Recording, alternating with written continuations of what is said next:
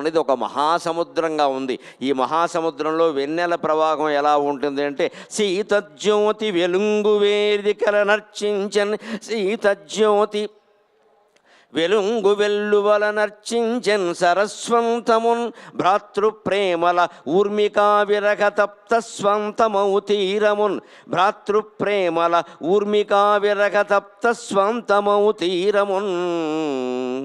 సీతాంశువ్రజమూరడింప అది తోచెన్ దివ్య దివ్యమ్ముగా, సీతాంశువ్రజమూరడింప అది తోచెన్ దివ్య దివ్యమ్ముగా, గీతాచార్యుని జ్ఞానబోధలను వెల్గెన్ క్రీడిఫాలంబనన్, గీతాచార్యుని జ్ఞానబోధలను వెల్గెన్ క్రీడిఫాలంబనన్. జనసముద్రంలా ఉన్నారు ఇక్కడంతా. మరి ఈ సముద్ర తీరంలో చూడండి, చంద్రుడి వేళ పొన్నమనాడు సముద్ర తీరంలో కాకినాడ, విశాఖపట్నం వంటి సముద్ర తీరాల్లో చంద్రోదయం అయితే ఎలా ఉంటుంది అంటే, ఆ చంద్రకిరణాలు సముద్ర తీరాన్ని చేరతాయి. ఎందుకంటే ఓదార్చడానికిట.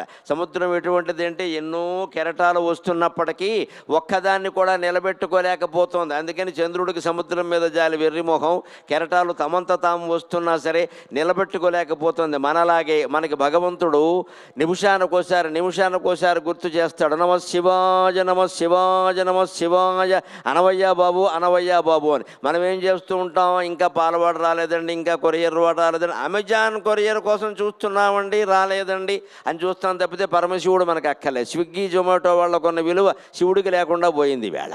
నిమిషానికోసారి మన ఇంటికి స్విగ్గీ జొమాటో వస్తాడు. పరమశివుడు వస్తే నిన్ను పిలిచామా అని అడుగుతాం మనం. పరమశివుడికి ఎంత దయ అంటే, పరమ దయా సముద్రుడగు పావనమూర్తి తరంగహస్తుడై తరచుగా చిత్త తీరమును తాకగా, జారుడు వల్లయైన ఈ నరుని మనస్సు వాని కరుణను గ్రహింపగలేని ఎట్లే, ఈ తరగలు తామె వచ్చినను తాల్పగా జాలదు ఇదేమి తీరమో అని ప్రకృతి వనరులలో పరమేశ్వర ధ్యానాన్ని ఇవడించి నేను సాగరఘోష మహాకావ్యంలో 9వ అధ్యాయంలో రచించాను. పరమ దయాసముద్రుడైనటువంటి పావనమూర్తి ఇటువంటి కార్యక్రమాల రూపంలో మన దగ్గరికి తానే వచ్చి, ఒకరోజు అన్నవరం కళ్యాణం, ఒకరోజు సింహాచలం కళ్యాణం, ఇవాళ అరుణాచలేశ్వర స్వామి కళ్యాణం, ఇలా ఏదో ఒక కళ్యాణం రూపంలో మనం వెళ్ళలేని తీర్థాలు, మనం వెళ్ళలేని క్షేత్రాలన్నీ మన దగ్గరికే వస్తున్నాయి ఇవాళ.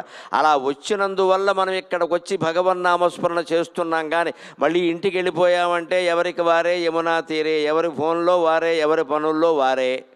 అందుకని ఇటువంటి కార్యక్రమాల ద్వారానైనా భక్తి స్మరణ కలిగేటువంటి అవకాశం కలిగినందుకు మనం చాలా అదృష్టం చేసుకున్నాం, పుణ్యం చేసుకున్నాం.